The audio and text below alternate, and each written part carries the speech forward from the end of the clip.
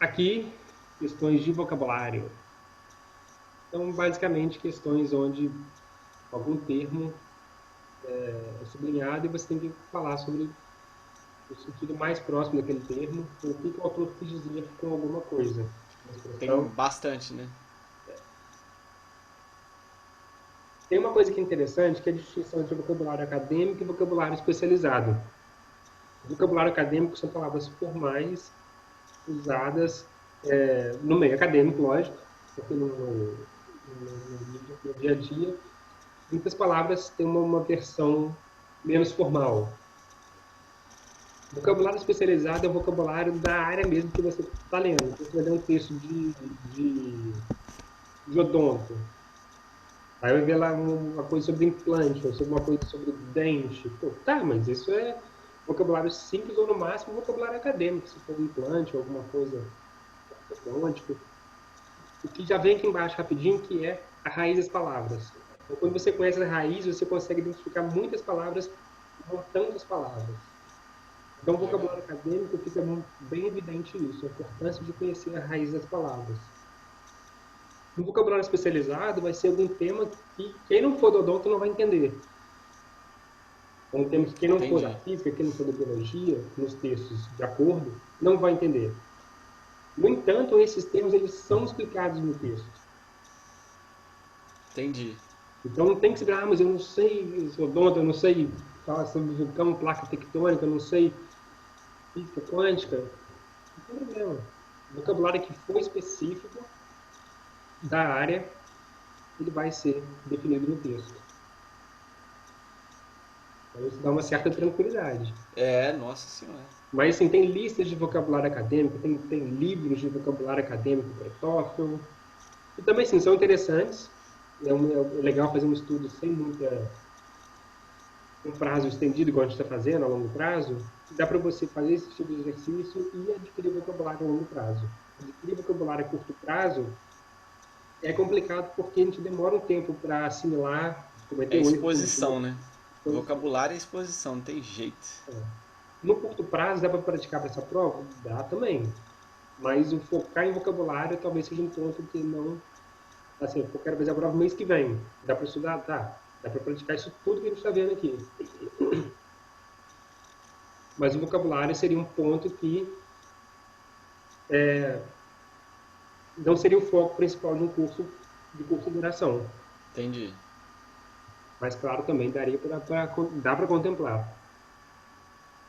Mas é estudar a raiz de palavra, poder ter um tempinho ali estudando, você lê um texto para procurar só a raiz de palavra. Procurar palavras que têm sufixos. É, e uma coisa que eu percebi, assim, essas questões de vocabulários, assim, algumas você sabe a palavra. A outras tem são parecidas até com português. Uhum.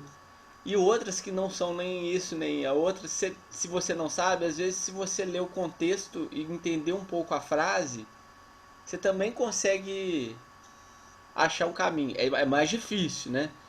Mas assim, você não fica 100% isolado, né? Então É. eu fui nesse raciocínio. Ah, li a palavra, eu sei que a palavra significa, beleza, ficou fácil de eu entender a palavra similar. Uhum. Se não foi, ela tem alguma semelhança com o português? Aí eu ia. Eu sei que essa questão da semelhança com o português é complicado porque tem palavras que são semelhantes, mas não tem o mesmo significado, né? Isso. E ia muito e Exato. dava uma olhada no contexto, sabe? Às vezes você lê a frase e vê que a pessoa, pra onde que a pessoa tá indo, você consegue também tentar um chute mais direcionado. É um palpite, né? É, O que eles chamam em inglês de educated guess. Então você vai dar um palpite que é um chute que você tem uma ideia ali, eu acho que é por ali.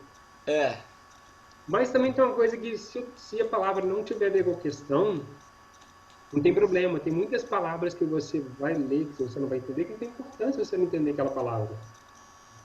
O papel dela entendi. no curso, às vezes, não vai impactar em nenhuma questão.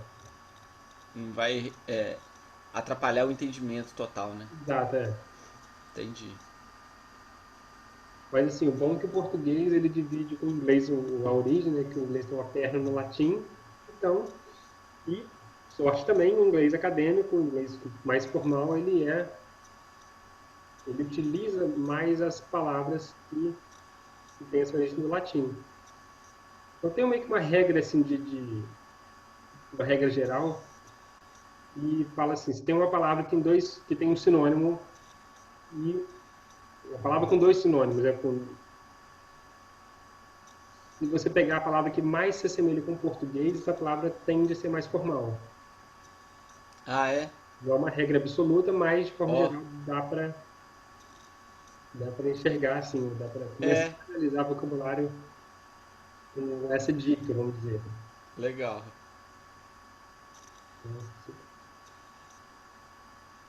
E... Mas também tem muita coisa de vocabulário interessante para a gente falar.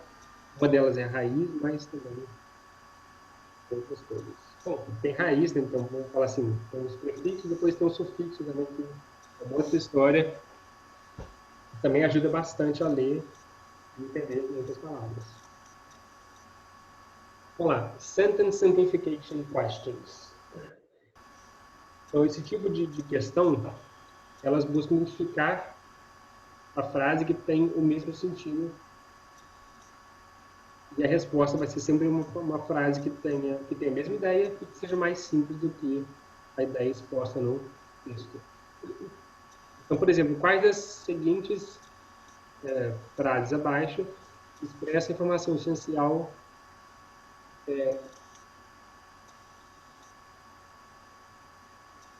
Ah, tá.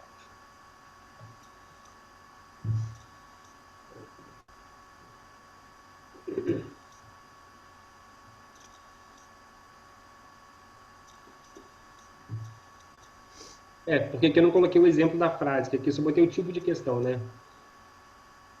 Então, qual das alternativas abaixo expressa a informação essencial da seguinte frase? Eles vão colocar uma frase, texto, e as quatro alternativas, uma delas vai ser a que resume melhor a informação contida no texto. Então, assim, a relação entre as palavras, entre as informações da frase, elas muitas vezes têm uma relação de causa e efeito, tem um conector naquela frase original do texto, Aham. onde também pode ter tipo um conector mais simples, que transmite a ideia de maneira simplificada. Ou um certo tipo de conclusão também. Então, frases grandes e complexas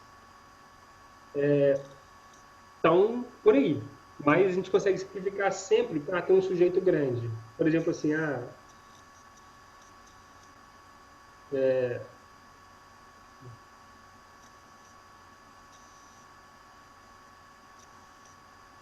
o meu computador que fica em cima da minha mesa é, sei lá, é pequeno. Então o verbo é. Então o meu computador que fica em cima da mesa é o sujeito. É um sujeito muito grande.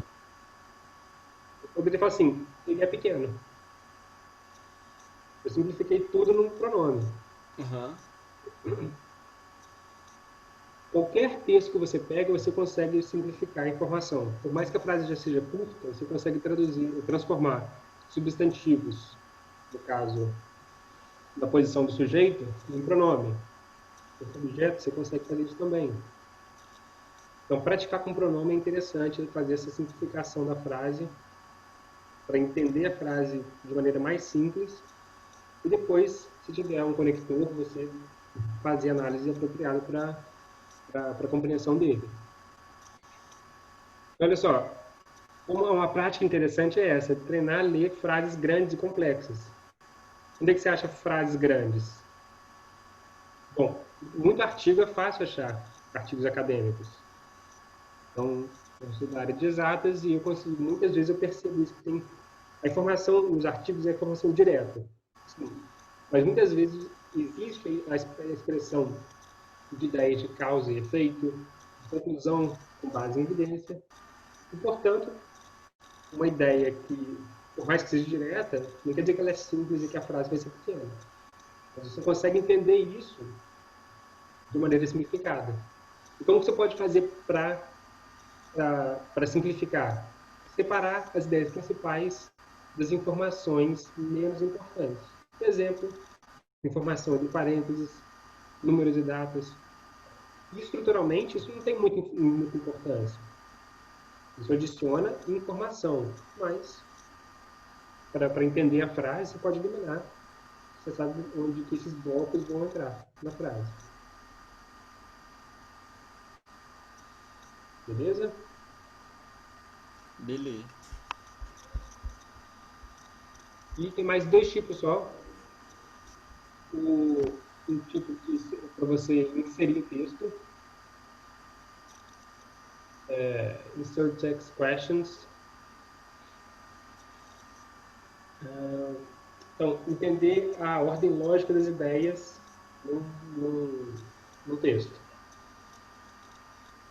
Então, você tem uma lacuna, um quadradinho preto, e você tem uma palavra, uma frase. Tem que ver aonde que essa frase bem vai difícil, entrar no achei.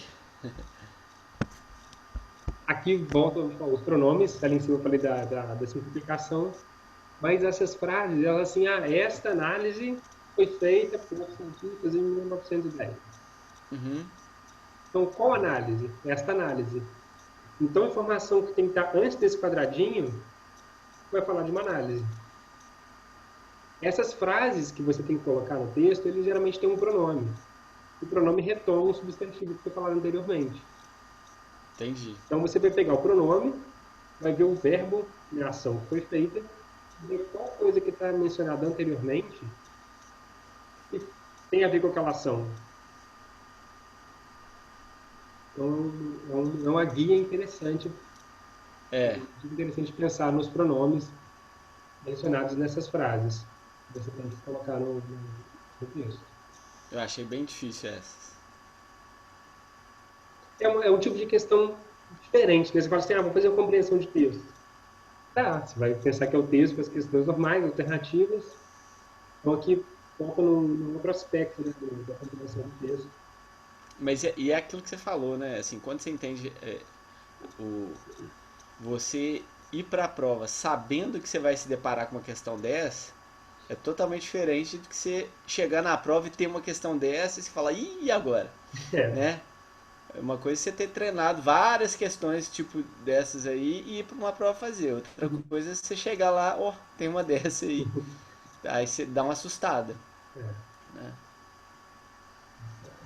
Então, assim, o final da frase ela pode se juntar também com a informação seguinte. Ela pode ser colocada de uma forma que eu não cheguei a fazer a prova do TOEFL, mas agora já tenho praticado tanto. E eu fiz a versão antiga do TOEFL. Eu fiz as provas de Cambridge. Tinha uma prova, um tipo de questão nas provas que eu fiz, e era similar a essa, só que era um parágrafo. Então você tinha que colocar um parágrafo no meio de outro parágrafo. Oferecer um quadradinho preto no meio do texto, e entre os parágrafos eu tinha que colocar um outro parágrafo. Nós tinha também 8 parágrafos para escolher. Nossa Senhora. E tinha que escolher, eram 5 lacunas, 5 posições que eu tinha que colocar, e tinha 8 opções. Então eu tinha que ler e julgar qual que era o parágrafo apropriado para entrar entre os parágrafos do texto. Aparentemente também, é uma questão mais complexa do que essa, mas o princípio é exatamente o mesmo. O começo do parágrafo que eu tenho que colocar no texto, ele tem que ter uma certa continuidade do que foi colocado no parágrafo do texto anterior. Então, teria um nome no parágrafo que eu ia colocar. Entendi. Você já foca no final do parágrafo, né? Você já não precisa ler o parágrafo inteiro de novo, não precisa ler o parágrafo todo. Entendi. Você tem que focar no parágrafo e ver onde que emenda, né? Isso. No finalzinho lá, né? Então, assim, é uma questão bem interessante. Assim, eu gosto bastante desse tipo de questão, porque te faz realmente... Realmente, se o cara consegue fazer, tipo, acertar essas questões, é sinal que ele realmente está dominando ali a... E bem colocado, porque, assim, com isso, mostra um conhecimento muito grande que dá realmente um embasamento e fala assim, pô, se você acertou esse tipo de questão, o resto realmente vai ser um pouco mais...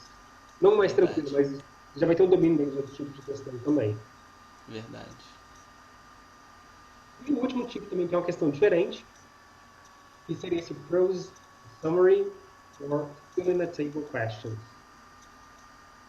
Que são questões onde você tem que arrastar o texto, uma resposta, uma alternativa, por uma caixinha. Também achei bem difícil essa. Então você tem que, né, pegar as ideias principais e ver quais ideias, a importância relativa das informações para o texto. Por exemplo, nessa de prose summary, que é para fazer um resumo. Então, O por que é exemplo, prose? oi? Prose. Prosa. Prosa? Seria o resumo do texto. Entendi. Quais das seguintes alternativas expressam os pontos principais do texto? Então, você vai ter lá 6 opções, tem que arrastar 3 dessas opções para a caixa lá que fala dos pontos principais do texto. O legal é que não precisa ter uma ordem. Então, Ah, é verdade. exato. Você pode botar a letra E, sei lá, em primeiro lugar, não tem esse problema. Um outro tipo de questão, que é esse fill in a table, seria uma tabela com 2 ou 3 partições que são de pontos específicos, às vezes, do texto. E você tem que, talvez, as opções que você tem para arrastar são as informações específicas sobre cada uma delas, por exemplo. Então você tem mais do que, sei lá, tem 2 ou 3 opções de uma tabela para você arrastar as respostas para a categoria apropriada. E mais uma vez, repetindo bastante aqui, a prática envolve criar, vamos dizer assim, como se fosse um resumo, né? Marcar os pontos principais de qualquer coisa que você leia. Leu alguma coisa, marca o ponto principal. E o que o autor usou para dar apoio à ideia dele. Quando você faz isso, quando você pratica dessa forma, a leitura de um texto deixa de ser aquela leitura normal de vou ler o texto para me informar, mas você começa a dizer, o autor quer falar sobre isso. Ele vai falar disso, disso, disso. Você começa a ver o texto estruturalmente, você começa a ver diagramas de ideia principal, ramificações que são as justificativas ou os pontos principais de suporte, e depois as ramificações menores ainda, que são os argumentos, os justificativos e os exemplos. Legal. Muda mesmo, né? Já faz você olhar o texto de outra forma. É. Aí fechou, né? Fechou.